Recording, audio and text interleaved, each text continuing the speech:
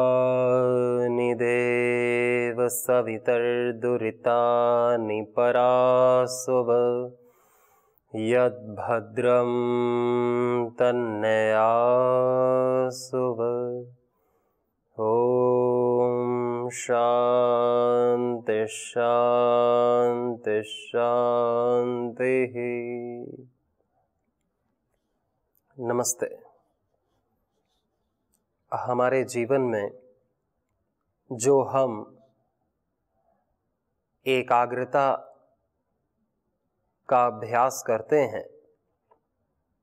तो व्यवहार काल में भी एकाग्रता बनाए रखने में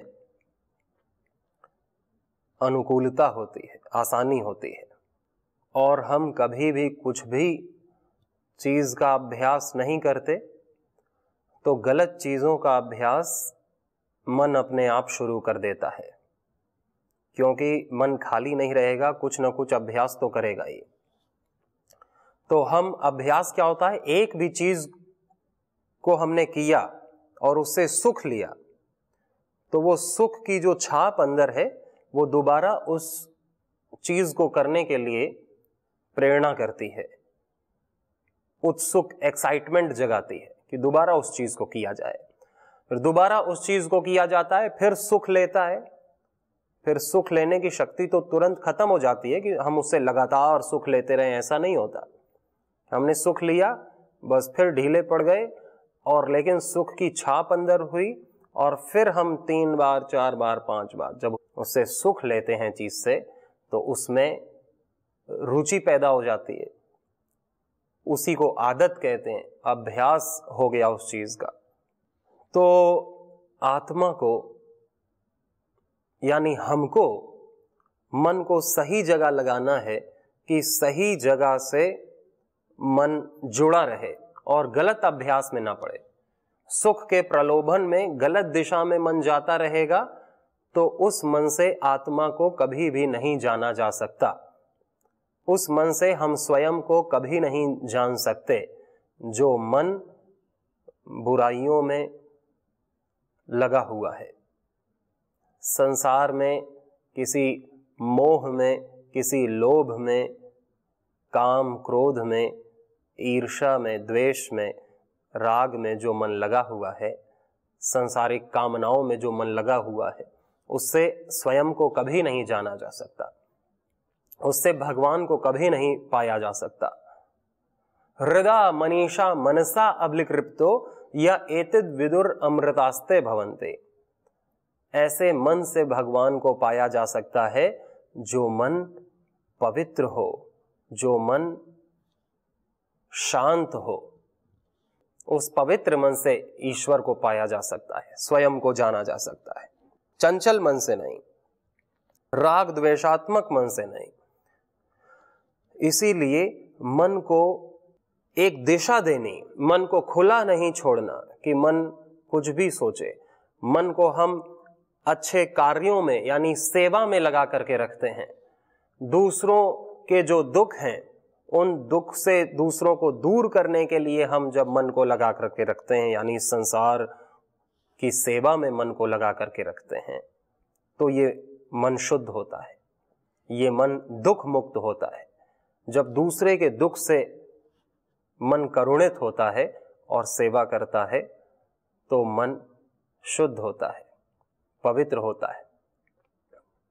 और नहीं तो मन को भगवान के चिंतन में लगाना या संतों के चिंतन में लगाना।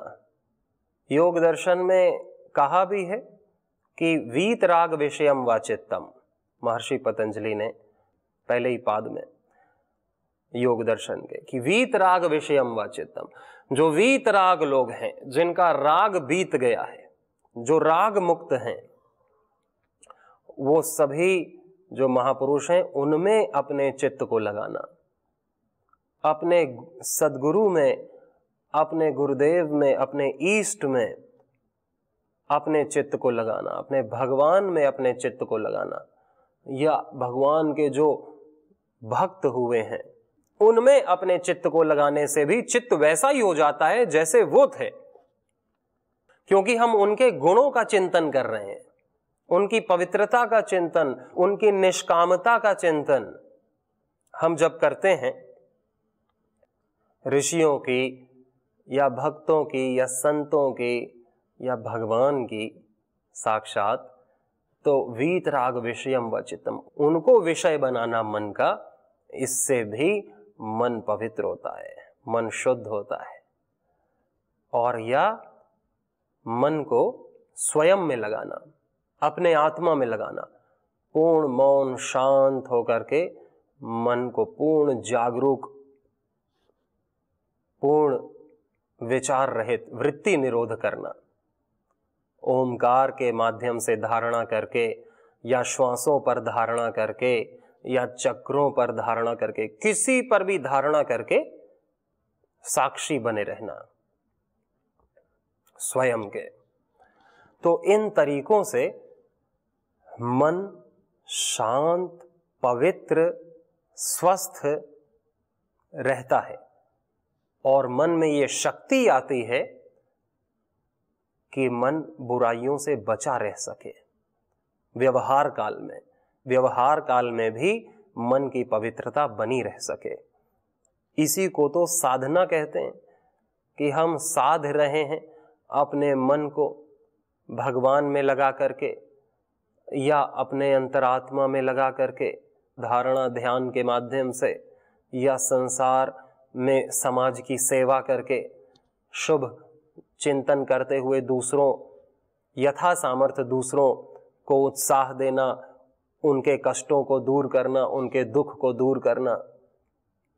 ये संसार की सेवा से भी चित्त शुद्धि होती है, आत्मचिंतन से भी, ध्यान से भी चित्त शुद्धि होती है, भगवान का भजन कीर्तन, भगवान का चिंतन, भगवान का स्मरण या भगवान के भक्तों का, संतों का, गुरु का स्मरण करने से भी चित्त शुद्धि होती है। तो इसी चित्त शुद्धि से ही हम शुद्धतम परमात्मा का अनुभव कर सकते हैं। इसी चित्त शुद्धि से ही हम इस संसार की अशुद्धि से, अज्ञान से, अविद्या से, पंचक्लेश से मुक्त हो सकते हैं। अविद्या, अस्मिता, राग, द्वेष, अभिनिवेशाः, पंचक्लेशाः, इन सब से हम मुक्त हो सकते हैं चित्त शुद्धि से। और चित्त शुद्धि इन साधनों से होती है, और ये साधन कुछ दिन में ही अपने आप अभिव्यक्त होने लगते हैं। शुरुआत में तो लगाना पड़ता है, शुरुआत में तो चीजें छोड़नी पड़ती हैं जो हम गलत कर रहे थे, बाद में स्वतः छूट जाती हैं। शुरुआत में मन लगाना पड़ता है भगवान में, और फिर इतना रस मिलता है कि मन स्वतः लग जाता है। तो शुरुआत में तो परिश्रम लगेगा, कुछ हम नया करते हैं तो परिश्रम तो लगता ही है। परिश्रम किसमें नहीं लगेगा? जो हम करते हुए आ रहे हैं उसी को करते रहें, तो उसमें क्या परिश्रम, वो तो चल ही रहा है, उसमें तो कुछ भी करने की जरूरत नहीं है। भोगों को भोगने में कुछ चीज को करने की जरूरत पड़ती है, वो तो हम भोग ही रहे हैं, भोगते ही रहेंगे जीवन भर, अनंत जीवनों से भोगते हुए आ रहे हैं और अनंत भोगेंगे। कोई शुरुआत में बच्चा चलना सीखता है तो शुरुआत में परिश्रम लगता है, बाद में तो दौड़ने लगता है, गोल्ड मेडल भी पाता है दौड़ने में। शुरुआत में कोई साइकिल चलाना सीखता है तो उसे परिश्रम करना पड़ता है, जागरूक रहना पड़ता है, बार बार सपने में भी उसे आता है कि मैं साइकिल चला रहा हूं। सुबह उठते ही बिना मुंह धोए भी वो साइकिल पकड़ता है, सीखता है, ललक रहती है, परिश्रम करता है, मन लगाता है, बाद में तो वो उस्ताद हो जाता है साइकिल चलाने का। कोई भी चीज हो, पहले तो हमें परिश्रम करना पड़ता है। जो उस चीज से इतर चीजें हैं उससे मन को हटाना पड़ता है, उसमें लगाना पड़ता है, बाद में वो चीज स्वाभाविक हो जाती है, सेवा स्वाभाविक हो जाती है, ध्यान स्वाभाविक हो जाता है, भक्ति स्वाभाविक हो जाती है, और भोगों से निरंतर हटा रहता है ये मन। बस कुछ दिन हमें अभ्यास करना होता है, सालों साल भी नहीं, महीनों भी नहीं, कुछ हफ्ते हम अपने को दृढ़ रखें, जिससे भी मन विचलित या हम कुकर्मों में पड़ते हैं उससे हम तटस्थ रहें, दूरी बना के रखें और हम अभ्यास करें। बस अभ्यास वैराग्याभ्याम तन्निरोध। महर्षि पतंजलि ने योग दर्शन में कहा कि अभ्यास और वैराग्य से ही चित्त वृत्ति का निरोध होगा, आत्मा का ज्ञान होगा, परमात्मा से प्रीति होगी, सारी साधनाएं सिद्ध होंगी केवल और केवल किससे? अभ्यासेन तु कौन्तेय वैराग्येण च गृह्यते। श्रीमद् भगवद गीता में भी योगेश्वर भगवान ने यही कहा जो महर्षि पतंजलि ने कहा, क्योंकि यही तो एक रास्ता है, अभ्यास और वैराग्य। जब तक हम वेद में, उपनिषद में या गुरुवाणी ने जो कहा है उसका हम अभ्यास नहीं करेंगे और गलत चीजों में हम वैराग्य में दृढ़ता नहीं रखेंगे, तब तक काम कैसे बनेगा? हम कुछ भी करते रहें, हम साधना के नाम पे कुछ भी करते रहें, जप करते रहें, योग करते रहें, अग्निहोत्र करते रहें, वेद पाठ करते रहें, तीर्थ करते रहें, गुरु का सत्संग सुनते रहें, लेकिन जब तक हम गुरु ने जो साधना बताई है उसका अभ्यास नहीं करेंगे और संसार की जो चीजें जो हमारे चित्त को मलिन करती हैं, जो हमको ग्लानि, जड़ता से, मोह से आबद्ध करती हैं, उनसे हम वैराग्य नहीं लेंगे तो फिर कोई काम नहीं आएगा। यही चीजें हैं अभ्यास और वैराग्य। तो हमें यह तो पता है कि हमको किससे वैराग्य लेना है और किसका अभ्यास करना है। अब उसको करने का काम हमारा है। हम गुरु को बहुत मानते हैं, लेकिन गुरु की बात मान लें तो हमारा काम बन जाता है।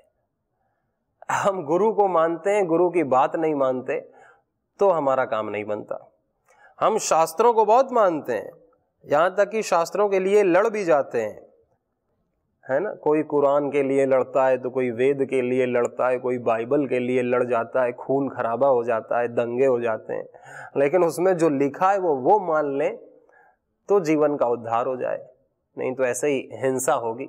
जो कोई भी नहीं सिखा रहा है हिंसा, आपस में भेदभाव करना, झूठ बोलना, चोरी करना, अहिंसा करना, नशा करना और दूसरे को गलत दृष्टि से देखना, परिग्रह करना, अपवित्र रहना, मन में बुरा सोचना, भोग विलास में लगे रहना, नास्तिक बने रहना, ये तो कोई भी नहीं सिखा रहा है। लेकिन ये सब हम अपने से सीख जाते हैं और हम कहते हैं कि हम हिंदू हैं, हम मुस्लिम हैं, हम ये हैं, हम वो हैं। यानी कि बस किताब को मानना, किताब में लिख करके कौन क्या गया है उसको नहीं मानना, गुरु को मानना, गुरु की बात नहीं मानना। गुरु की बात मानने से हम गुरु हो जाते हैं और जो पद गुरु पाता है वही पद परम पद हम पाते हैं।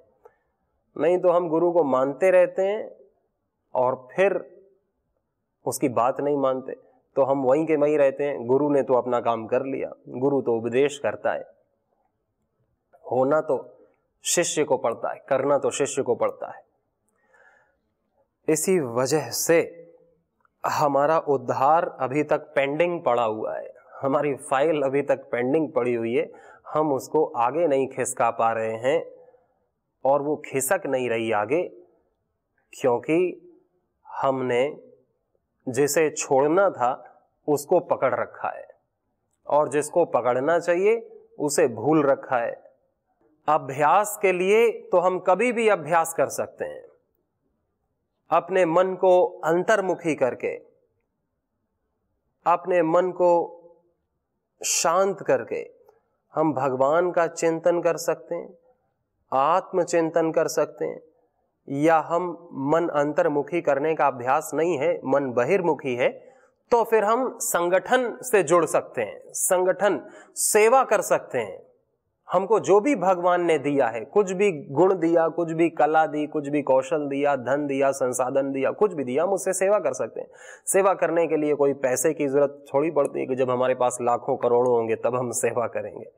इच्छा होती है यदि किसी की सेवा करने की तो वो झाड़ू उठाता है और झाड़ू लगाना शुरू कर देता है कि बस अपने कॉलोनी को साफ करना, अपने गांव को साफ करना, यही मेरी सेवा है। और सेवा क्या है? सेवा हर वो चीज है जो हम संसार के लिए करते हैं पर कुछ मांगते नहीं संसार से, निष्काम रहते हैं, कोई अपेक्षा नहीं करते संसार की कि कोई हमको आकर के कहेगा बहुत अच्छी सेवा की तुमने, तो तालियां तुम्हारे लिए, तुम जैसा आदमी तो ढूंढने से नहीं मिलेगा, इसकी भी अपेक्षा नहीं। कोई गाली दे, कोई ताली बजाए, लेकिन उसको सुना नहीं, हमने अनदेखा कर दिया, अनसुना कर दिया, क्योंकि मेरे लिए तो मेरा काम ही सब कुछ है, दूसरे के बोल कुछ नहीं मेरे लिए मेरा ध्येय है, मेरा कार्य।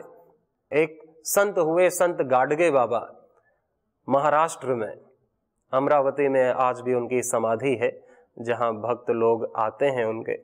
लेकिन यही है कि संत को मानता सब कोई है, संत की कोई नहीं मानता है, संत को मानते हैं। संत की माने तो फिर हर जगह स्वच्छता ही स्वच्छता हो। तो वो गाडगे बाबा क्या करते थे, उनको इतना महान क्यों माना गया? क्योंकि वो केवल यही करते थे कि सुबह झाड़ू उठा लेते थे और सुबह से शाम तक एक गांव पकड़ते थे और उस गांव को साफ कर देते थे, क्योंकि गांव तो छोटे छोटे होते हैं महाराष्ट्र में और हर कहीं भी गांव छोटे ही होते हैं। तो सुबह से शाम तक लग करके पूरा गांव साफ कर देते थे, पूरे गांव की सड़कें, गलियां, नालियां, जो भी उनको दिखता था सब साफ कर देते थे। और फिर गांव वाले तो देखेंगे ही कि उनकी आंख फटी फटी रह जाती थी गांव वालों की, हमने किया और ये कौन है ये साफ कर रहा है, ये तो इस गांव का भी नहीं दिख रहा है, इसने क्यों साफ किया? पूछते थे बाबा आप क्या सरकार की तरफ से आए हो क्या? तो कह रहे नहीं सरकार नहीं, मैं तो भगवान की तरफ से आया हूं। और ये किसने कहा आपको काम करने को?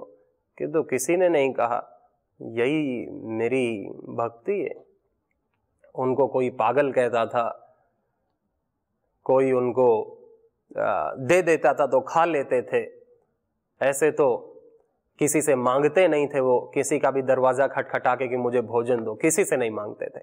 लेकिन जो समाज का कार्य करेगा तो कभी ऐसा हो सकता है क्या कि वो भूखा रहे? कभी ऐसा हो सकता है क्या कि वो उसकी कोई कामना पूरी ना हो? ऐसा नहीं हो सकता। जो संसार के लिए जीता है, जो समाज के लिए जीता है, उसकी भूख समाज की भूख बन जाती है, उसकी प्यास समाज की प्यास बन जाती है, ऐसा संतों ने कहा है।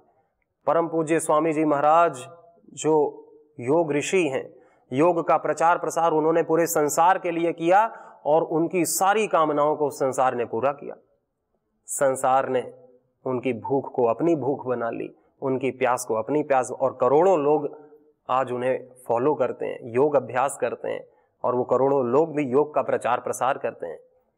तो ऐसा हो नहीं सकता कि उसकी कोई कामना अधूरी रह जाए उस व्यक्ति की, जो संसार के लिए जिसने अपना सब कुछ लगा दिया हो, संसार उसकी सारी कामना पूरी करेगा। लेकिन अगर इसमें लग गया कि कौन मुझे अच्छा कह रहा है तो मैं उसी के दरवाजे सेवा करूं, और कौन बुरा कर रहा है ना, अच्छे बुरे में जो फंस गया, जो प्रशंसा में फंस गया या जो निंदा में फंस गया, फिर वो सेवा नहीं कर पाएगा।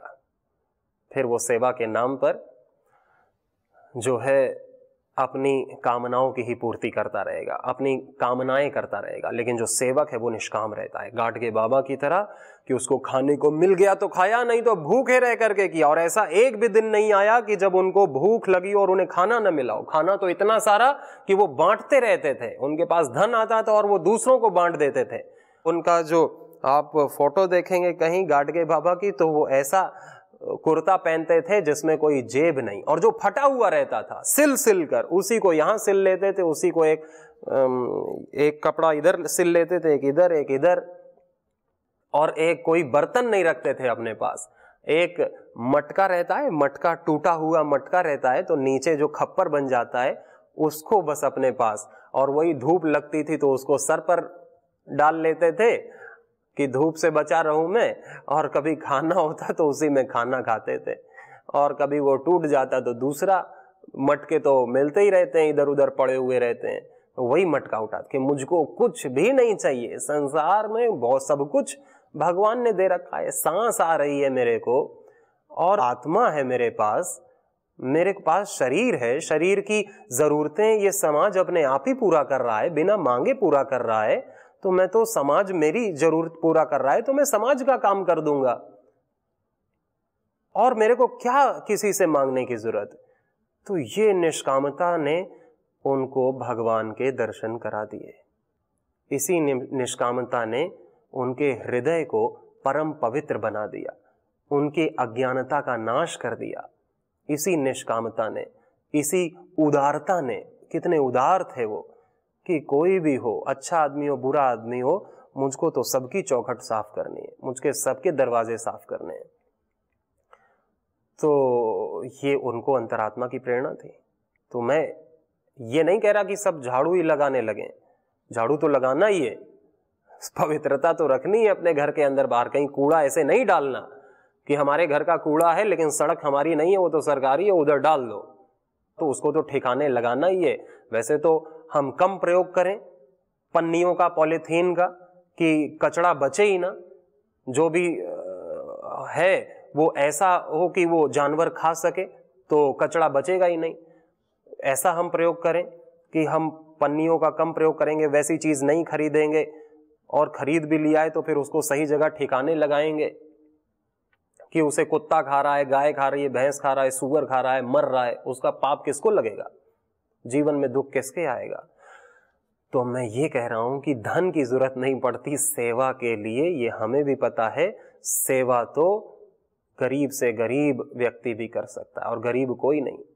अच्छा सोचना भी एक बहुत बड़ी सेवा है, किसी की निंदा चुगली ना करना, भगवान का नाम लेना, गायत्री जप करना, योग कराना, अग्निहोत्र करना, अग्निहोत्र यज्ञ आदि कराना, अपने को जो भी भगवान ने कुछ भी सीख रखा है हमने तो उसको दूसरों को सिखाना, कुछ पढ़ाई आती है तो बच्चों को पढ़ाना, कोई भी अपेक्षा किसी से ना करते हुए, कोई दुखी है तो उसका हौसला अफजाई करना, उसे प्रोत्साहन देना, उत्साह देना, कोई रोगी है तो उसे औषधि ला करके देना।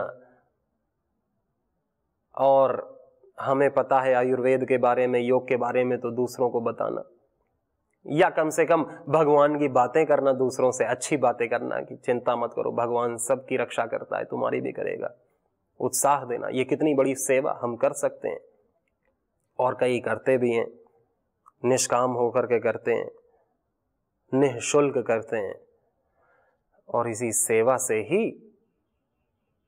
उनको ईश्वर प्राप्ति होती है, उनका चित्त शुद्ध होता है सेवा से, और शुद्ध चित्त में ही ईश्वर की अभिव्यक्ति होती है, ईश्वर का पदार्पण होता है, ईश्वर प्रकट होता है शुद्धता में। भगवान ने तो हर चीज को शुद्ध बनाया ही है, मन को भी शुद्ध बनाया, लेकिन मन को हम स्वयं से दूषित कर लेते हैं, और मन के भीतर, मन की गहराई में ईश्वर है, वो ढक जाता है, क्योंकि हमारा फोकस कहाँ है, हमारा ध्यान कहाँ है, हमारा ध्यान है अशुद्धि में। तो यही है अशुद्धि से ध्यान को हटाना, ये वैराग्य है। और शुक्र भगवान में, अमृतमय भगवान में अपने चित्त को लगाना, बस केवल ध्यान मात्र से कि हमारा ध्यान ईश्वर की तरफ है और ईश्वर की ही तरफ है, और कोई आकर्षित नहीं कर सकता हमारे ध्यान को, तो ईश्वर प्राप्त हो जाता है केवल इच्छा से, केवल हमारे ध्यान से।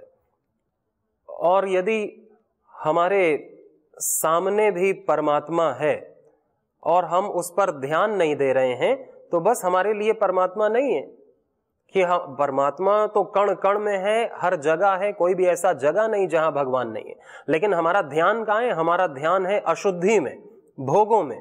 तो बस हम भगवान को अनंत जन्मों से भूले आए हैं, आज भी भूले, अनंत जन्मों तक भी भूले रहेंगे।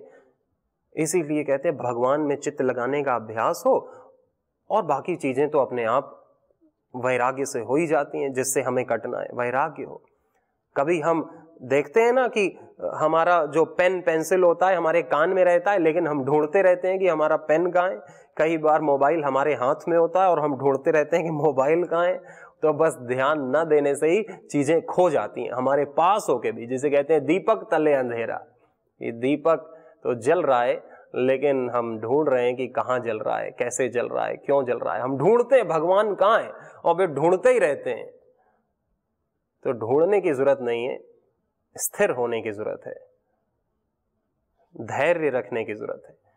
भगवान में जिसे ढूंढना है उसमें मन को लगाने की जरूरत है, और जिससे बचना है उससे मन को हटाने की जरूरत है। तो कैसे भी हो, हम अंतर्मुखी हो तो भी वही प्राप्त होगा, बहिर्मुखी हो तो भी सेवा से वही प्राप्त होगा। कैसा कल्याण में मंगल में यह विधान है कि सामर्थ्यवान को भी वही प्राप्त होता है, और जो असमर्थ होकर के उस परम सामर्थ्यवान के प्रति समर्पण कर देता है उसे भी वही भगवान प्राप्त होता है। सबके लिए है भगवान, सबका है, हर जगह है, हर समय है। उसी ईश्वर की हम सब उपासना करें, उसी ईश्वर का भजन करना ही इस संसार में सब कुछ है, सबसे श्रेष्ठ चीज है, और वही है सब कुछ। वो जो मान लेता है, कर लेता है, वही धर्मात्मा बन जाता है और उसी को शाश्वत शांति मिलती है। सभी को बहुत सारी शुभकामनाएं। नमस्ते।